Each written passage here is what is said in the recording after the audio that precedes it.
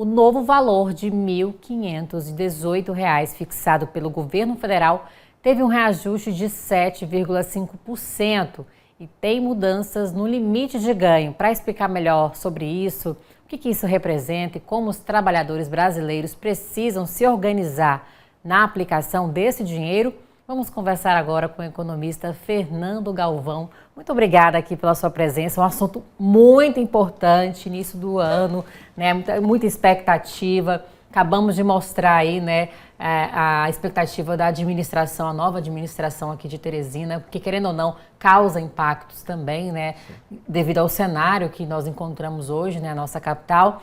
Mas seja muito bem-vindo. E o senhor, como da área, qual que é a sua expectativa para esse novo salário mínimo? Ana e telespectadores, o salário mínimo é uma política pública que ele vai ter aí três objetivos principais.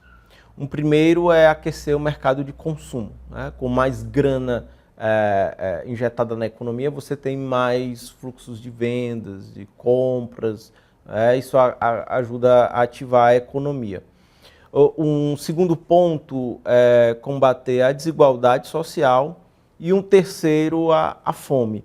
Então, o salário mínimo, ele estrategicamente, ele tem um papel muito relevante dentro da economia, mas uma política de valorização do salário mínimo depende de governos, né, em se dar ou não esses reajustes acima da inflação.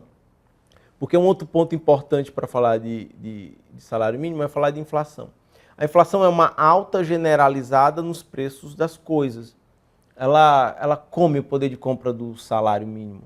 Por exemplo, num determinado supermercado, você, com a mesma quantidade de grana ao longo do tempo, você vai botando menos coisas dentro do carrinho de supermercado. Você vai percebendo que tem que mudar, porque vai ficar mais alto. Aí você vai tendo que fazer o efeito de substituição, um produto de mais qualidade para um de mais baixa qualidade, procurar produtos similares para tentar compensar esse aumento, né? Então, o reajuste atual ele está acima da inflação, calculada de acordo com o ano passado, de 4,8%, dos últimos 12 meses, mas ainda assim, rapidamente o mercado ele vai comer o poder de compra porque tudo se reajusta num ritmo mais forte que a renda do trabalhador. A gente até percebe, né, que embora tenha expectativa para o aumento, em seguida já vem aquela tristeza.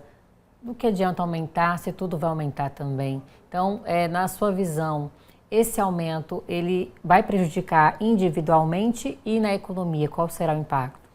A gente tem duas visões, tem a visão micro e macroeconômica. Do ponto de vista micro, o crescimento de R$ 106 no salário mínimo representa pouco, né, individualmente, para as pessoas, para os orçamentos familiares, de fato, né? Mas, do ponto de vista macro da economia, esse volume de recursos injetados na atividade econômica, eles, se a gente entender a economia como uma engrenagem precisa de óleo para ela poder elevar a sua rotação. Quanto menos óleo, a engrenagem ela vai emperrando, ela vai reduzindo ali a sua rotação. E a grana a mais na economia, a grana, o recurso financeiro, ele funciona como um óleo que ajuda a engrenagem econômica a girar. Sim. Então ela vai ter uma rotação um pouco mais alta. Obviamente, gostaríamos que fosse mais. Cálculos mostram que um salário mínimo ajustado ao real custo de vida, a carestia no Brasil, ele deveria oscilar em torno de R$ 6.000. E a economia indo bem, o impacto negativo em vista do aumento que é pouco, né? Isso individualmente pode ser que mude. Em economia a gente sempre tem vários pontos, quanto mais variáveis a gente analisar, mais a gente tem uma visão mais ampla. Então, o que acontece? Nós temos um desemprego numa taxa recorde de queda, na casa dos 6,4%, é baixo para a economia brasileira. A gente tem, ao mesmo tempo, quanto mais gente trabalhando, a gente tem um rendimento médio do trabalhador maior, porque as condições de negociação salariais elas melhoram.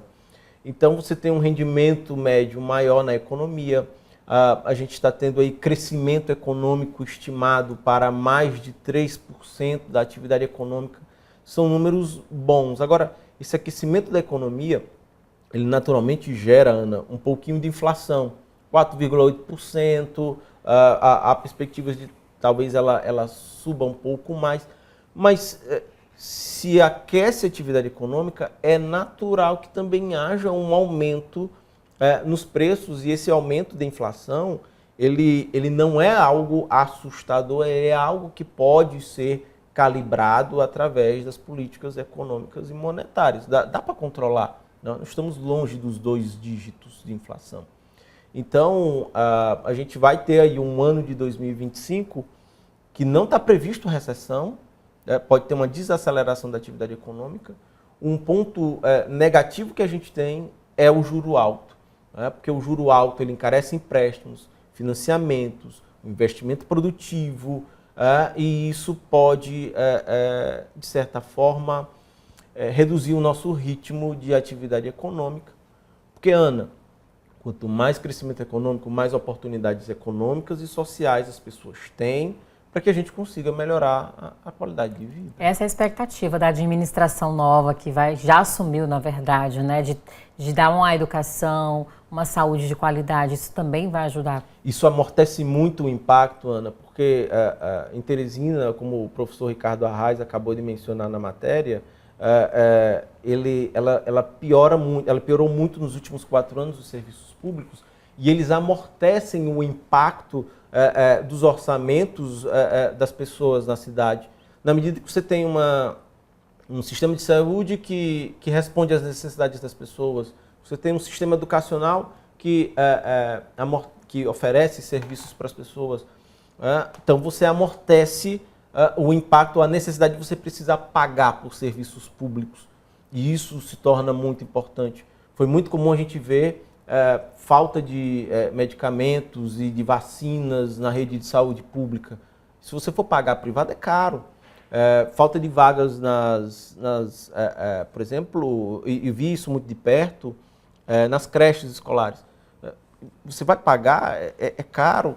Então, os serviços públicos, na medida em que eles forem recalibrados, isso pode ajudar muito as pessoas aqui em Teresina.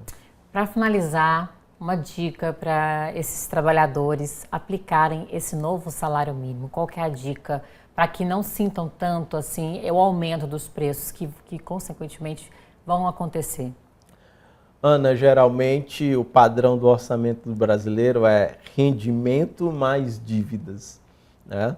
Então é administrar as dívidas mesmo, sobretudo a gente tentar trocar as dívidas que já temos de cartão de crédito, cheque especial, que são muito altas, por dívidas de mais curto prazo, ou de mais longo prazo e de juros mais baixos.